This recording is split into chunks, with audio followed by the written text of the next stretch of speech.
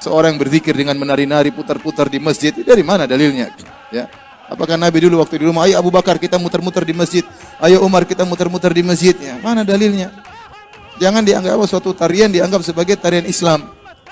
Mengatasnamakan Islam itu butuh dalil. Kalau enggak Anda akan atas nama Allah tanpa dalil, bahaya. Ya. Anda mengatasnamakan agama Allah tanpa dalil. Anda mengatakan tarian-tarian, kemudian loncat-loncat zikir, ini dari mana subhanallah? Dari mana? Dari mana dalilnya? Apakah Nabi, Abu Bakar, Umar dulu zikirnya sambil loncat-loncat sambil menari-nari? Seandainya kalau Nabi zikirnya loncat-loncat nari-nari, Abu Jahal mungkin sudah ketawa-ketawain ya. Abu Jahal, terus siapa lagi? Abu Lahab dan abu-abu yang lainnya. Bahwa orang yang membimbing ke arah jelek, kemudian kalau ada yang meniru, ya dia dapat limpahan, dapat saham, dapat royalti kejelekan itu. Dan sebaliknya orang yang membimbing ke arah kebaikan, walaupun dia sudah mati, akan dapat kiriman kebaikan dari yang mengamalkan itu. Berzikir dengan goyang-goyang malah bisa lebih tenang dan nyambung, reketet. Saya sudah pernah ke Turki. Mohon maaf, saya tetap menghormati siapapun, tapi yang jelas Nabi tidak mengajarkan. Dan mohon maaf kalau menyebut nama, saya mendengar berita kabar dari orang Turki sendiri bahwa mereka tarikus sholat, yang zikir mudah-mudah begitu tuh gak sholat, kecelakaan.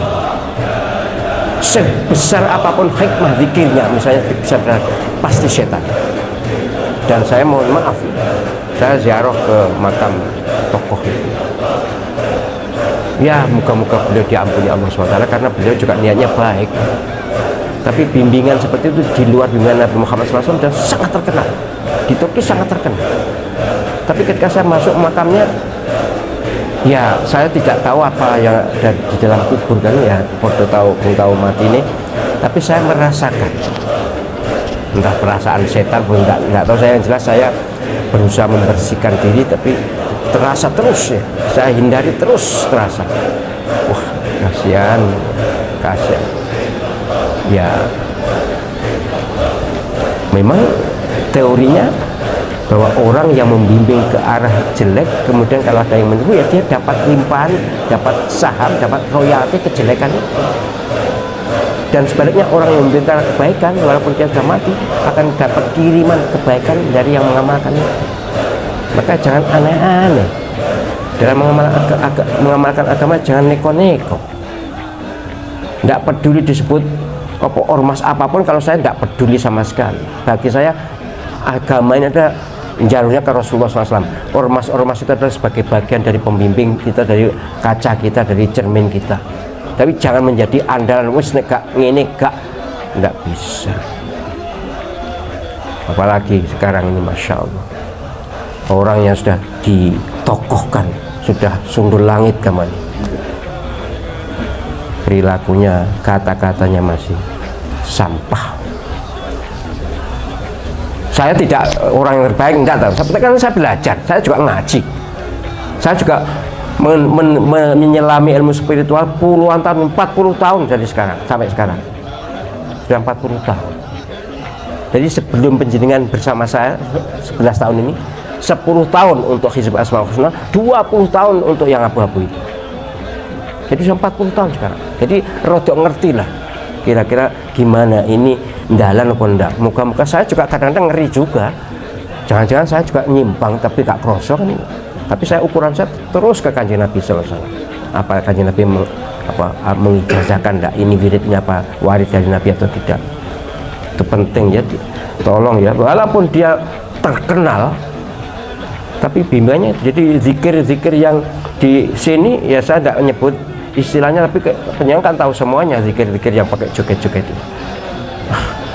Saya tuh ngeri mau mengingatkan, ya apa ya mengingatkan melalui ini aja, forum ini aja.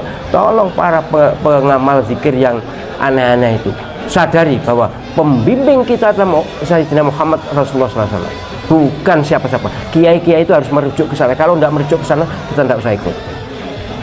Bukan soal ormas apa sama sekali, bukan. Tapi bagaimana kita mempertimbangkan keselamatan kita di dunia dan akhirat. Ini soal agama, jangan digunakan main-main. Banyak dari kaum muslimin yang mengaku beriman kepada Allah Subhanahu wa ta'ala, melakukan variasi ibadah. Padahal ibadah itu harus ada dalilnya dan tuntunannya. Rukun ibadah yaitu ada dua. Yang pertama harus ikhlas karena Allah Subhanahu wa Ta'ala. Sebagaimana Allah Subhanahu wa Ta'ala berfirman dalam Quran surat Al-Bayyinah ayat 5. Wa ma umiru illa liya'budullaha mukhlishina lahuddin.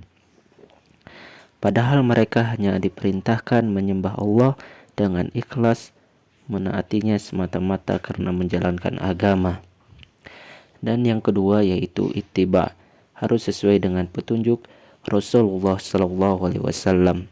Sebagaimana Allah Subhanahu wa Ta'ala berfirman dalam surat Ali Imran ayat 31. Qul in kuntum tuhibbunallah fattabi'uni yuhibbukumullah wa yaghfir lakum dzunubakum wallahu ghafurur rahim. Katakanlah Muhammad, jika kamu mencintai Allah, ikutilah aku. Niscaya Allah mencintaimu dan mengampuni dosa-dosamu. Allah Maha Pengampun, Maha Penyayang.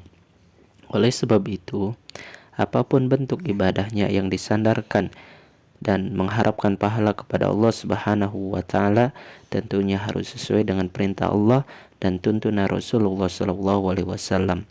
Karena agama kita sudah sempurna, syamil dan kamil. Kita tidak boleh mengurangi bahkan menambah-nambah.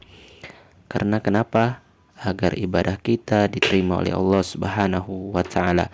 Karena kalau kita membuat sesuatu perkara dalam hal ibadah, maka hal itu tidak diterima, bahkan bisa tertolak. Man amila amalan laisa alaihi amruna fahuwa raddun. Barang siapa yang membuat suatu amalan yang tidak dasarnya dari kami, maka ia tertolak. Barakallahu fikum. Alhamdulillahi Rabbil Alamin.